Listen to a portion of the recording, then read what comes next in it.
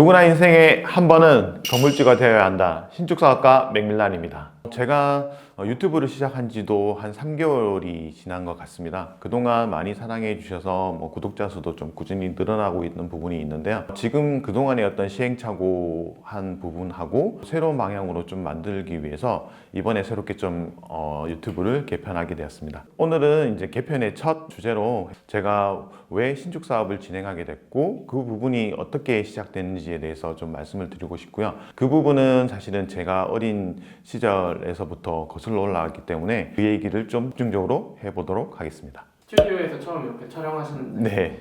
많이 다르신가요? 그동안은 좀 개별적으로 같이 하시는 분이 있으셨지만 시행착오를 겪었어요. 그런 부분에서 좀 더 전문적이고 좀 체계적으로 한번 해보고 싶다는 마음에서 이렇게 스튜디오에서 촬영하는데 많이 긴장이 되네요. 신축 사업에 관련해서 지금 계속 일을 하고 계신데요. 신축 사업을 어떻게 시작하게 되셨는지, 원래 뭐 집이 잘 사셔서 그런 네. 사업을 할 수 있었던 건지 알려주시면 좋겠습니다.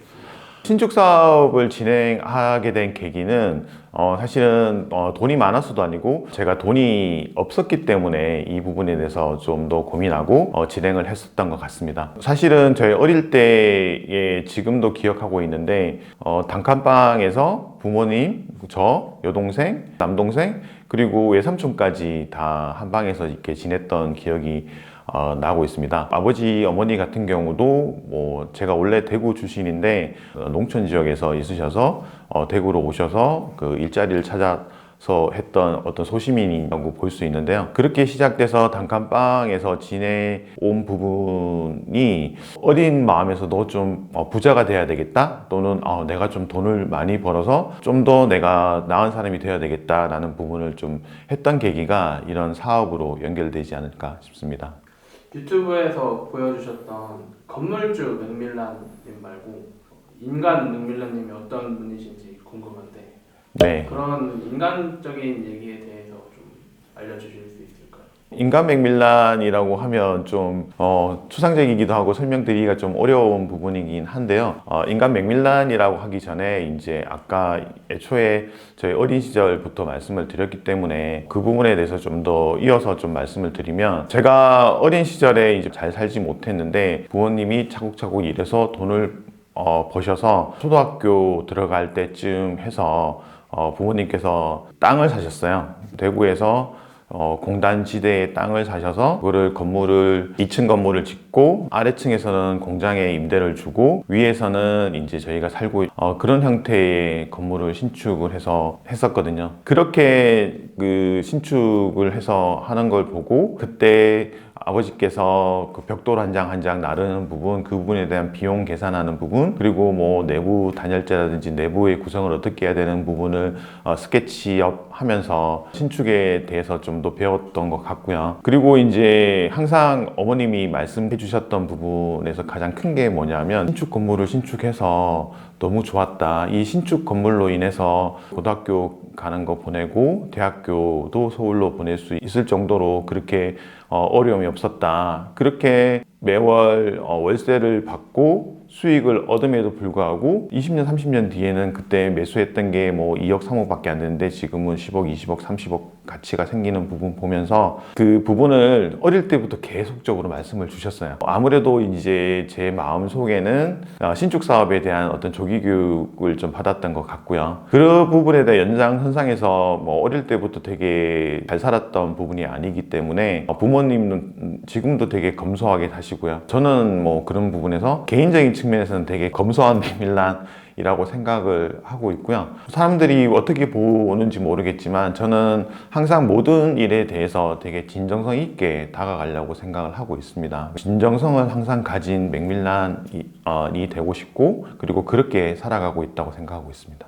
이제 어쨌든 채널을 개편하시려고 하시는데 기존의 방향성과 다른 모습을 보여줄 계획도 있으신가요? 기존에는 이제 제가 신축 사업에 관련된 부분에 대해서 좀 말씀을 많이 드렸는데요. 이제는 어떤 신축 사업 부분을 당연히 주로 하겠지만 정치 경제적인 부분의 이슈, 결국에는 우리가 신축 사업을 하던 아니면 무슨 어떤 투자를 하던 돈을 벌기 위한 거지 않겠습니까? 돈을 어떻게 하면 잘 벌 수 있고 그 부분에 대해서 어떻게 활용할 수 있는 부분까지 좀 전체적으로 다 좀 총괄해서 말씀을 좀 드리는 방향으로 했으면 어떨까, 그렇게 생각을 하고 있습니다. 오늘 촬영 일자 기준으로 오늘 가장 핫한 주제에 대해서 한번 짚고 넘어가 주시면. 오늘 뭐 가장 핫한 기준 같은 경우는 비트코인이죠. 가상화폐라고 볼 수도 있고요. 저 같은 경우는 작년에 한 4월달 정도부터 비트코인을 사야 된다라고 블로그에도 말씀을 드렸고, 제가 강의할 때도 많은 분들에게 말씀을 드렸는데요. 비트코인 같은 경우는 되게 장점이 많은 자산이라고 생각을 하고 있고요. 지금 많이 올랐지만 지금도 꾸준히 저는 모아갈 생각이고,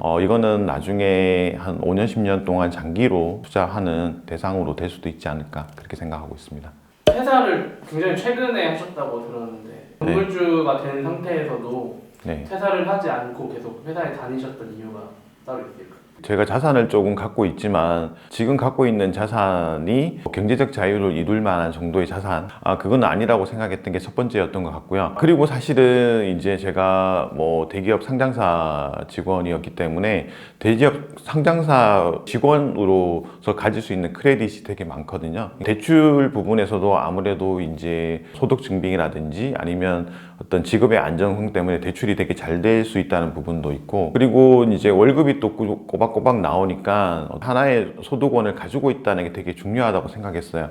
저는 월급이라는 거, 그리고 직업이라는 게 제가 가질 수 있는 또 하나의 자산을 가지고 있다고 생각을 했기 때문에 계속적으로 회사를 다녔습니다. 퇴사를 종용하는 분들과는 좀 결이 많이 다르시네요.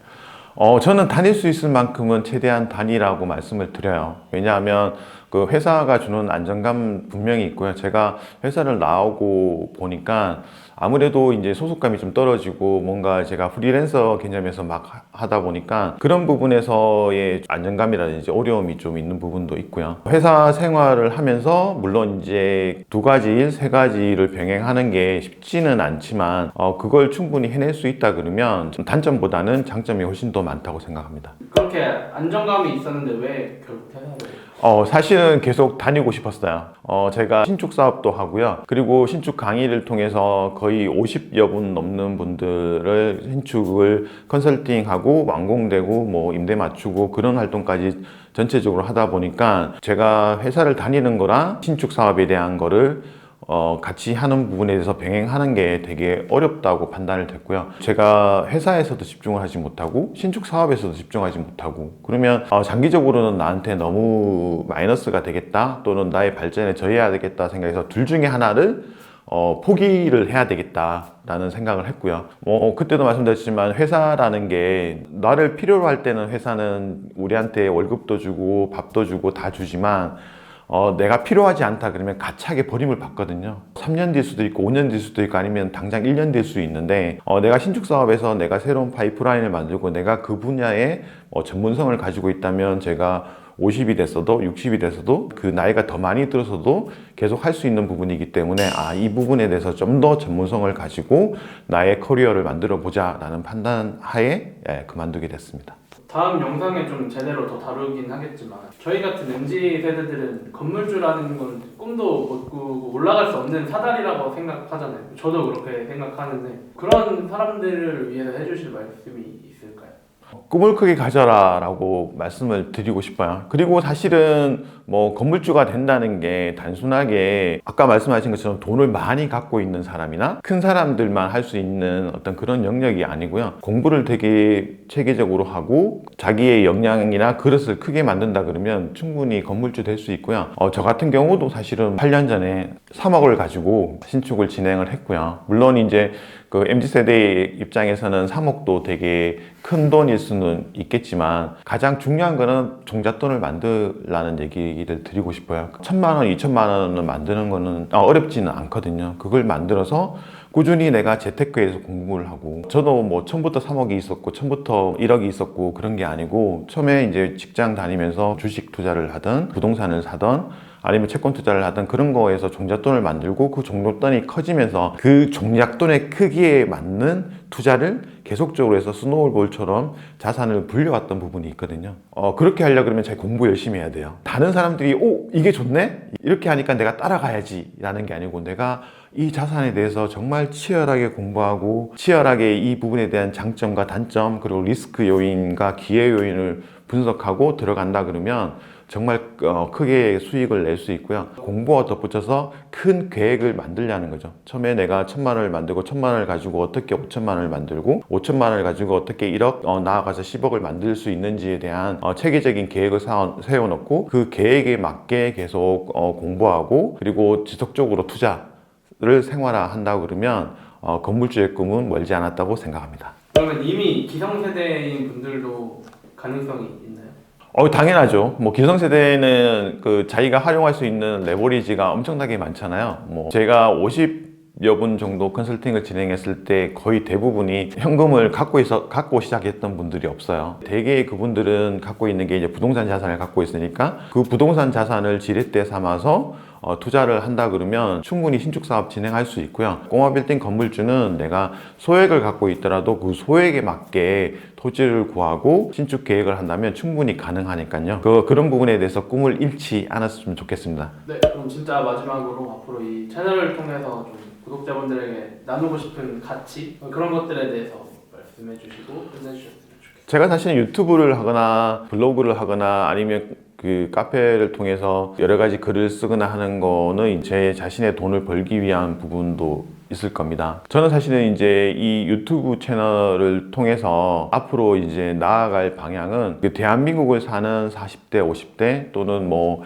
20대, 30대 MZ세대 살기가 되게 팍팍하잖아요. 저는 월급으로 남은 인생을 다 살아나기는 되게 힘든 부분이 있고 그런 부분에서 어떤 식으로 우리가 자산을 이쁘게 키워나가서 우리가 남아있는 100세 시대, 120세 시대에 돈 걱정 없이 우리가 정말 편안하게 내가 하고 싶은 거 하면서 살 수 있는 방향 그 길을 한번 보여드리고 싶습니다. 예, 오늘은 이제 새로 개편해서 이렇게 다시 인사를 드리는데요. 앞으로 좀 더 응원해 주시고 지켜봐 주시면 많은 도움이 될 수 있는 채널로 성장시키도록 하겠습니다. 감사합니다.